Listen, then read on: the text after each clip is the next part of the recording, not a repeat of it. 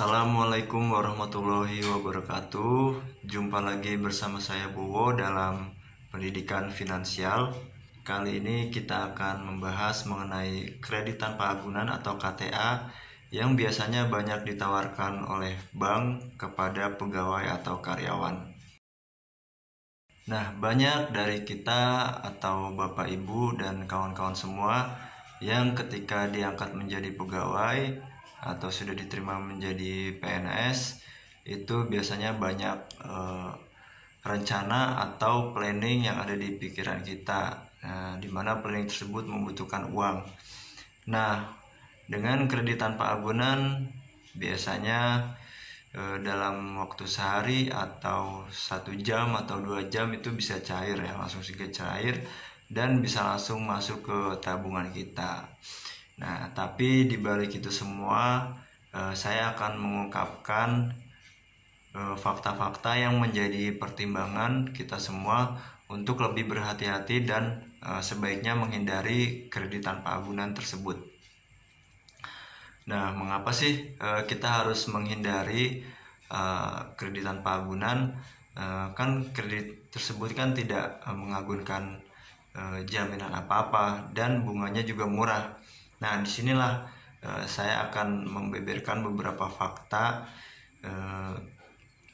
sehingga kita bisa menghindari kerugian secara finansial.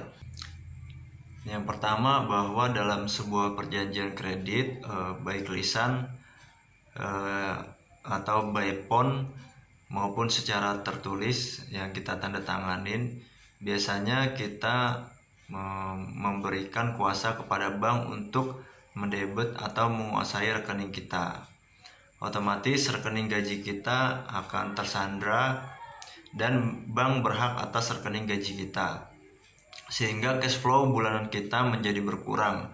Walaupun secara peraturan atau kebijakan bank biasanya mereka membatasi maksimal 40% dari gaji kita yang bisa untuk membayar kredit, atau istilahnya debt service coverage ratio.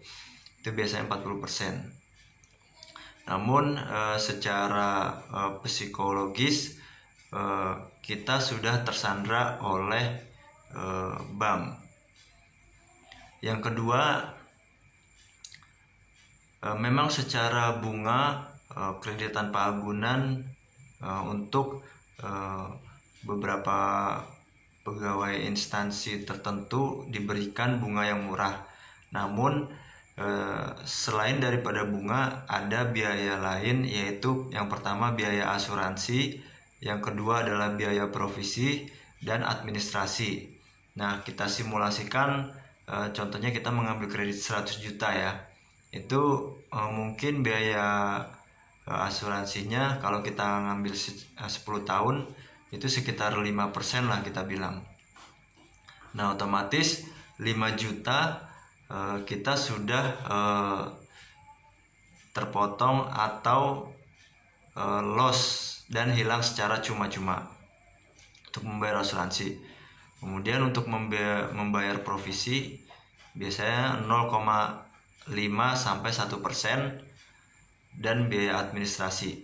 Nah, di awal ketika mengambil kredit, duit kita sudah hilang. Ada istilah biasanya kita meminjam 10 juta, cair 9 juta, bayar 20 juta. Nah, itulah mengapa salah satu kerugian mengambil kredit tanpa agunan. Yang ketiga, struktur daripada kredit tanpa agunan tersebut. Biasanya struktur kredit tersebut berbentuk anuitas.